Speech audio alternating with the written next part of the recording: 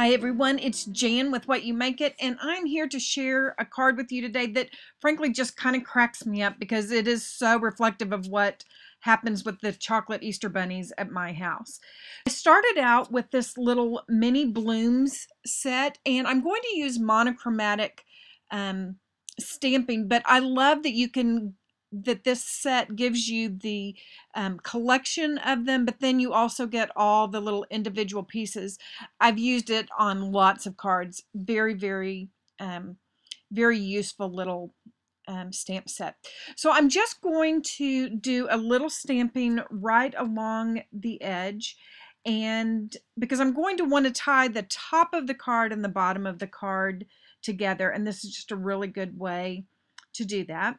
Stamping most of that little gathered stamp off of the edge, but you can see that even though it's kind of L-shaped or looks like it would fit in the corner, when you just use one edge of it, it really does a great job of just kind of laying down maybe a little bit of a floral garland. I don't know, maybe that's kind of what the look is that I'm wanting to create here.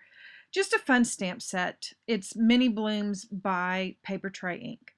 So there we have the stamping done, and I'm going to add some texture to it with this impression plate. And an impression plate is a little different from an embossing folder in that it actually presses the pattern into the cardstock. This is how I use an impression plate. I use a little washi tape. I line up the card face. You want to put the card face down, and you want to already have done your printing, but use the washi tape, and you're going to open up to tab 1. You're going to use one of your cutting plates. Then you're going to put your impression plate with the cardstock up. You want to use a silicone mat, and then I'm going to use this I don't know what they call it. It's like a impression. I don't know what it calls it, but it does more of a. They suggest you use it for doing embossing and that sort of thing. So you can see that I used that impression plate and did all of my cards. I kind of was doing an assembly line, but now I'm going to get to my little bunny, and this is another one of my Paper Tray Ink stamp sets. This is a year set. Every month they're going to have one that's called Polka Dot Parade. This time it's a little bunny rabbit, and it comes with a die with the little bunnies and their tails. So I went ahead and cut out 4 of them. I'm only going to use 3 bunnies, but I need the 4 tails. So I'm doing my stamping and just using some dark chocolate ink here. They're just cute little bunnies. I know I'm going to use them other than for Easter, particularly with the "Some Bunny Loves You" phrase that you get with it. It will be fun to use, but I just fell in love with these little guys. So now I'm going to put just a 1.5 inch strip of paper along the bottom, and I am only running the adhesive down the middle because I'm going to go do some stitching on it. Again, this is a real quick and simple assembly line card. Great to add a little detail like the stitching. And when I do stitching, I just put a little bit of tape on the back, and that will hold it in place. I'm going to use my filigree white embossing, and I'm going to use my EK Success embossing tool that just you run it over the surface, and it gives you make sure that you won't get embossing powder sticking anywhere else.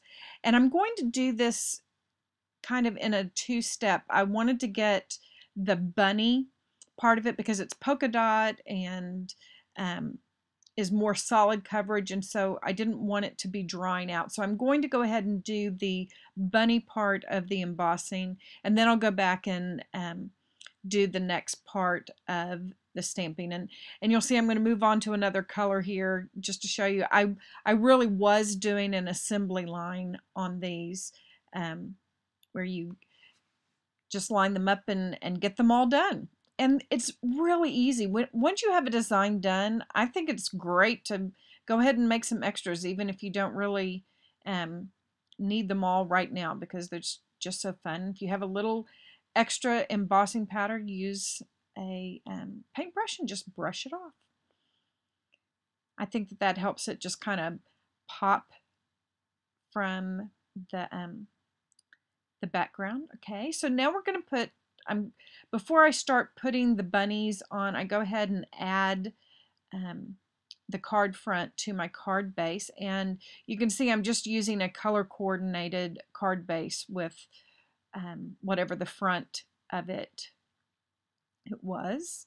Lots of visual texture, but really a very simple card. So now I'm kind of laying out my bunnies and just kind of checking out my my spacing. And to tie the bow, I just put a little temporary adhesive down on my mat and use that to hold my bunny in place while I am tying it. And I find that sometimes having a little pair of tweezers can help me deal with small little threads like this baker's twine. Again, just matching the baker's twine kind of to the color family. The green, I'm using a green. The baker's twine is a little more of a lime green, but it works. And oh, and I totally forgot to show you how I did the flocking. So when I did all the die cuts, I then ran them through my little Xyron machine. You could use a two-way glue pen.